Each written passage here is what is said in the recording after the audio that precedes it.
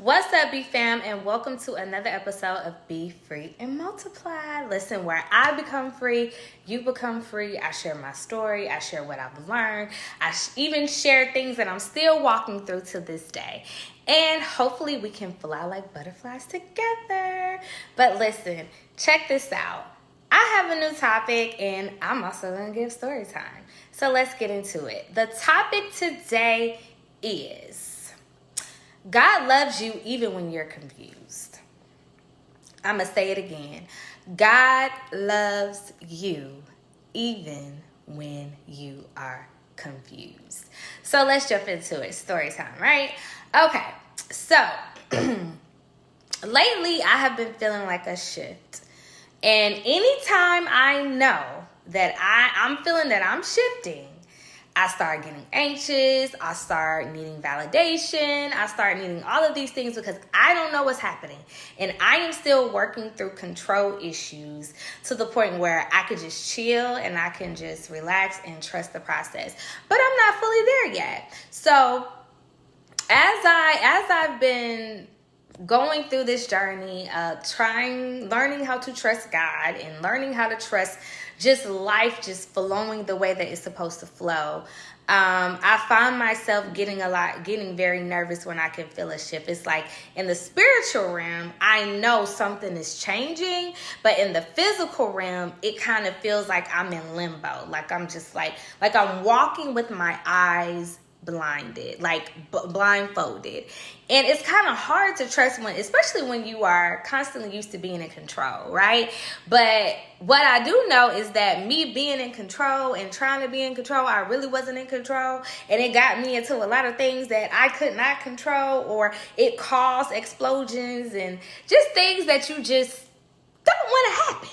So as I was going through that the other week, I was just like, God, like, I don't know what's wrong. Like, I was crying and I felt like my life was over. Everything was just a thing. And, I just didn't understand. And I was so confused because I was like, why do I feel like this? Like, I haven't felt like this in a minute. I haven't felt all over the place or confused or frustrated in so long. Like, what is happening? And then automatically today, I said, light bulb. I am going through transition.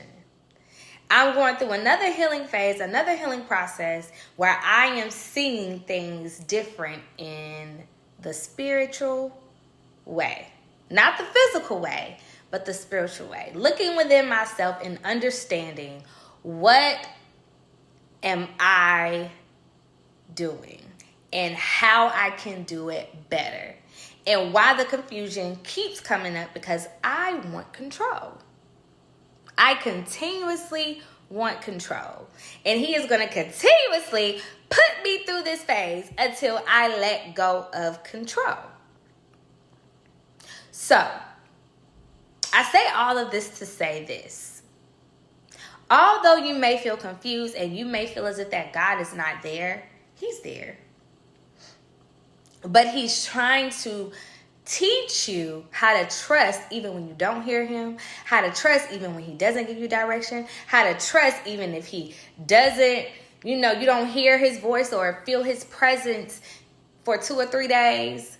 He's trying to get you to trust just going. Just continuously going with the flow, going with the light, going with the trial, going with the flow, going with the day-to-day, just going. Not knowing where you're going. You just walking freely. You're not even like walking blindly, because he's going to take you exactly where you're supposed to go. So you're not even walking blindly. I'm not there yet, but I'm going to get there. But I want us to become free with that together, because control is an MF. Okay? And we cannot control people, nor can we control our life. So I challenge us to allow ourselves to just calm down.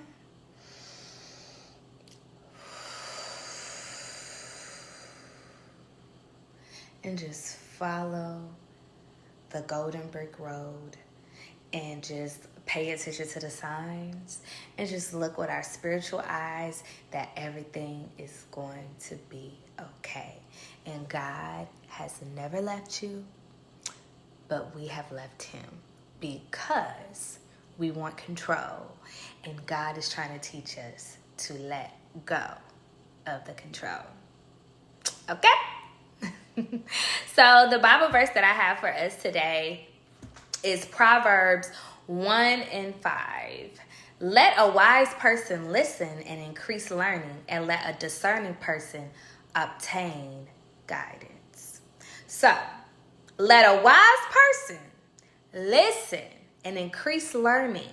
So, you know how they say, shut your mouth and open your ears so you can hear? So you can actually hear what is going on. So, do that. I was talking to myself too, because sometimes I'm like, no, I don't want to hear that, But no, when you listen, you increase your learning. And when you discern a person, you are obligated to understand the guidance. So, and let a discerning person obtain guidance. So, obtain the guidance and discern the person. That's it. That's all. I love y'all. Mwah. See y'all next time. Bye.